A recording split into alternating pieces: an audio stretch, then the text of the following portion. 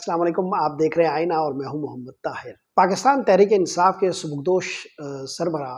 عمران خان کے ساتھ کم و بیش 121 دنوں کے بعد یعنی 4 ماہ کے بعد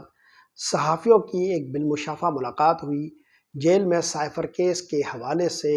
جو سماعت ہوئی تھی اس پر پچھلے 48 گھنٹوں سے مختلف ویلاگرز گفتگو کر رہے ہیں، تبصرہ کر رہے ہیں، لیکن یہ تبصرے اور یہ جو تجزیے ہو رہے ہیں یہ بہت سطحی نوعیت کے اس حوالے سے ہیں کہ یہ عمران خان کی شخصیت کے پورے مزاج اور پاکستانی تاریخ کے تناظر میں جو متعلقہ حوالے ہیں اس کے ساتھ اس پر بات نہیں ہو رہی۔ بنیادی طور پر عمران خان کی اس ملاقات اور اس سے ابھرنے والے پیغام کا جو پہلا تاثر میرے ذہن پر قائم ہوا وہ یہ کہ عمران خان نے الطاف حسین اور نواز شریف بننے سے انکار کر دیا ہے۔ یہ جملہ میں اس لیے بول رہا ہوں کہ ہماری جو پوری پاکستان کی سیاسی تاریخ ہے وہ اسٹیبلشمنٹ کے ساتھ ہم آہنگ ہونے کی تاریخ ہے، اور اس میں اتنی تکرار ہے اور اس میں چیزیں اتنی تکرار کے ساتھ مستقل ہوتی رہتی ہے، متواتر ہوتی رہتی ہیں کہ یہ ایک دائروں کا کھیل ہے، اور اس کے اندر ہمیشہ واقعات ایک دوسرے کے ساتھ ریپلیس ہوتے رہتے ہیں اور تاریخ اپنے آپ کو دہراتی رہتی ہے۔ مختلف شخصیات ایک دائرے میں گھوم کر واپس اسی کھیل کا حصہ بنتی ہے جو اقتدار کی راہداریوں میں جاری اور برپا رہتا ہے۔ تو پہلی دفعہ ہم یہ دیکھ رہے ہیں کہ پاکستان کی تاریخ میں ایک آدمی 4 ماہ کی جیل گزارنے کے بعد بھی مزاحمت پر آمادہ ہے۔ اس مزاحمت کی نوعیت کیا ہے اس پر میں ابھی بات کروں گا، لیکن بنیادی طور پر عمران خان کی جو گفتگو ہے وہ تو آپ ظاہر ہے خبروں میں پڑھ چکے ہیں۔ عمران خان نے کہا کہ سائفر کیس کے حوالے سے کہ وہ جنرل باجوہ کو عدالت بلائیں گے، امریکہ کے کچھ آفیشلز کو بھی انہوں نے کہا کہ وہ بلائیں گے، اور اس طرح انہوں نے سائفر کیس کے حوالے سے بحث کے نئے دروازے بھی کھول دیے ہیں اور قانون کے مختلف نئے نکات پر گفتگو کرنے کے راستے بھی کھول دیے ہیں۔ مگر عمران خان نے جو بنیادی پیغام دیا وہ یہ کہ میں ڈٹا ہوا ہوں اور میں عوام کو یہ باور کرانا چاہ رہا ہوں کہ میں پیچھے نہیں ہٹوں گا۔ دوسری بات انہوں نے کہی کہ میں کوئی ڈیل بھی نہیں کروں گا۔ تو گویا عمران خان 4 مہینے کی جیل کے بعد جب یہ بات کہہ رہے تھے تو اس کی اہمیت کیا تھی اور اس کا ایک تاریخی تناظر کیا ہے، اس پر میرا خیال ہے کہ بات کرنا سب سے زیادہ ضروری ہے۔ پہلی بات تو یہ ہے کہ عمران خان کے حوالے سے ایک خاص قسم کا پروپیگنڈا ہوتا رہا۔ یہ پاکستان کی ہر سیاسی شخصیت کے حوالے سے ماضی میں بھی ہوتا رہا ہے۔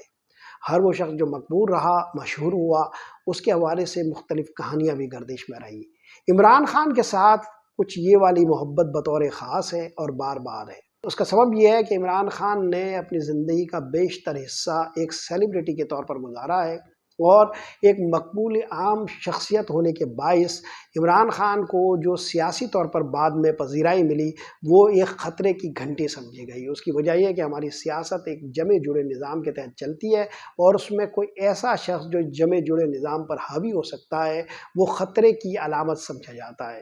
ماضی میں ایسی واحد مثال جو ہے وہ ذوالفقار علی بھٹو کی ہے، جس نے پاکستان کی پوری سیاست کے تانے بانے کو متاثر کیا تھا اور جو پورے نظام کے کل پرزوں کے حوالے سے حاوی شخصیت کے طور پر تاریخ کے مطلع پر نمودار ہوئے تھے۔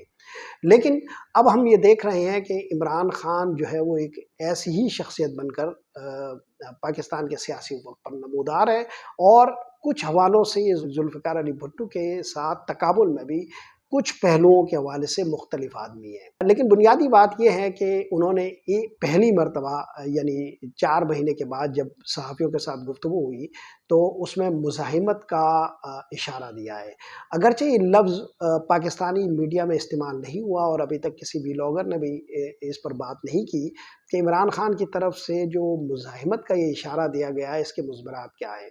مگر آپ یہ دیکھیں کہ جتنے بھی لوگ ان سے ملے انہوں نے یہ بتایا کہ وہ 5 اگست سے پہلے یعنی اپنی گرفتاری سے قبل جس طرح کی حالت میں تھے اسی طرح کی حالت میں نظر آئے، یعنی 4 مہینے کی زندہ کے شب و روز نے ان پر کوئی خاص اثر نہیں ڈالا۔ یہ بات اس لیے بھی اہم ہے کہ ان کی شخصیت کے حوالے سے جو ایک خاص طرح کا پروپیگنڈا ہوتا رہا کہ وہ منشیات کے عادی ہیں، اور جیسا کہ پی ایم ایل این کے مختلف حلقے اور ان کے حامی صحافت کے حلقے یہ باور کرا رہے تھے کہ اگر عمران خان 2 یا 3 روز تک جیل میں رہے تو ان کے اعصاب چٹک جائیں گے اور وہ حواس باختہ ہو جائیں گے اور وہ مفاہمت پر مجبور ہو جائیں گے۔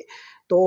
جو لوگ یہ سمجھ رہے تھے کہ یہ والی جیل عمران خان کو مجبور کر دے گی کہ باقی جو پچھلے ہمارے ماضی کے سیاستدان رہے ہیں جو کچھ عرصہ جیل میں گزارنے کے بعد مفاہمت کرتے ہیں یا اپنی حامی قوتوں کو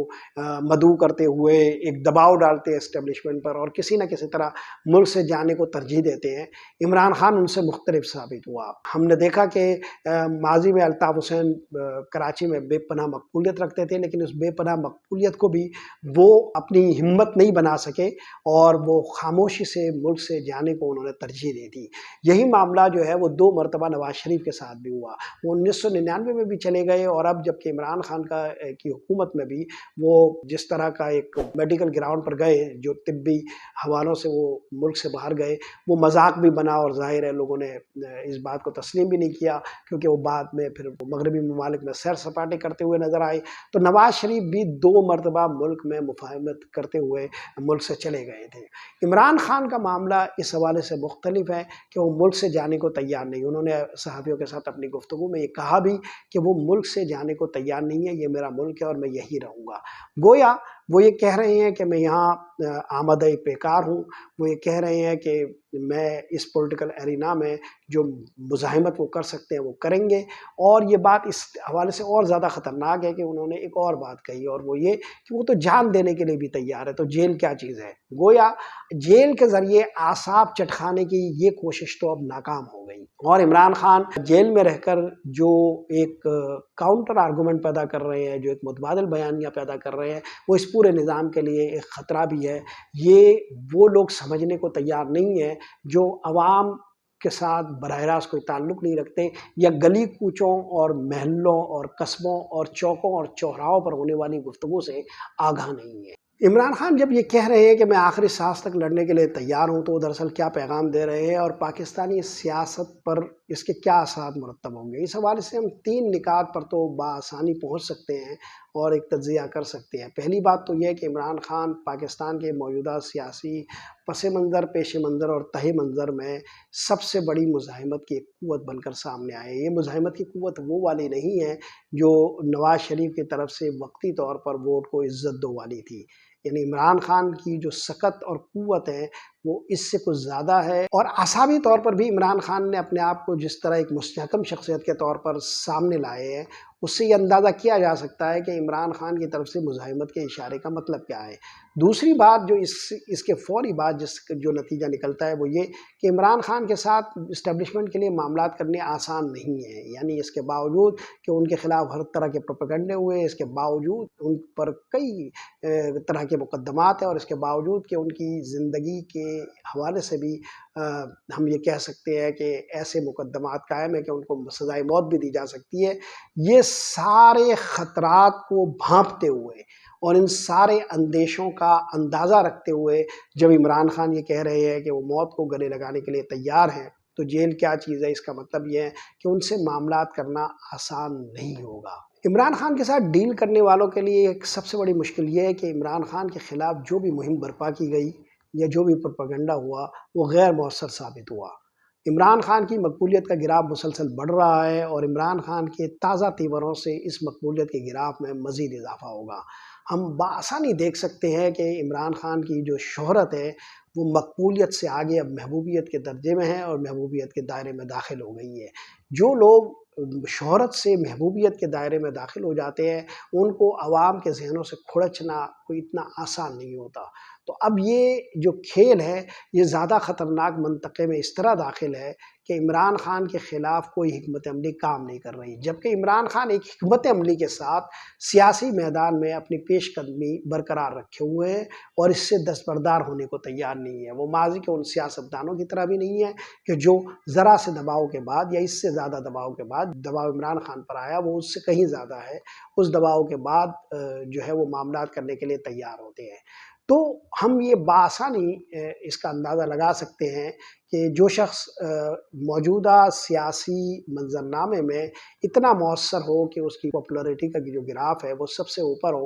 اور جو ہند سے وہ مقبولیت کے چھو رہا ہو وہ باقی تمام سیاسی جماعتیں اور اس کے رہنما مل کر بھی اس کو نہیں چھو پاتے ہوں، ایسے شخص کو جب وہ مزاحمت پر آمادہ ہو قابو کرنا کتنا مشکل ثابت ہو سکتا ہے۔ الغرض عمران خان 121 دن جیل میں گزارنے کے بعد ہر قسم کے خاندانی اور ذاتی حملوں کے باوجود اور اعصاب کو چٹخا دینے والے ہر حربے کے آزمائے جانے کے باوجود جو شخص آمادہ پیکار ہو، جو شخص آمادہ مزاحمت ہو، وہ ہمیشہ خطرناک ہوتا ہے۔ آپ جان سکتے ہیں کہ جو شخص جان دینے کو تیار ہو وہ کتنا خطرناک ہوتا ہے۔ پھر وہ جان دینے والا جو آدمی ہے وہ مزاحمت پر تیار ہو تو وہ اور بھی خطرناک ہو جاتا ہے۔ پھر وہ مزاحمت ایسی ہو کہ جسے عوامی پذیرائی بھی مل جائے تو یہ اور زیادہ خطرناک بات ہوتی ہے۔ عمران خان کا نواز شریف اور الطاف حسین بننے سے یہ انکار پاکستان کی پوری سیاسی تاریخ کو اتھل پتھل کر سکتا ہے اور پاکستان کے سیاسی تار و پود کو تبدیل کر سکتا ہے۔ پاکستان کا جو موجودہ سیاسی ڈھانچہ ہے اس کے لیے عمران خان نے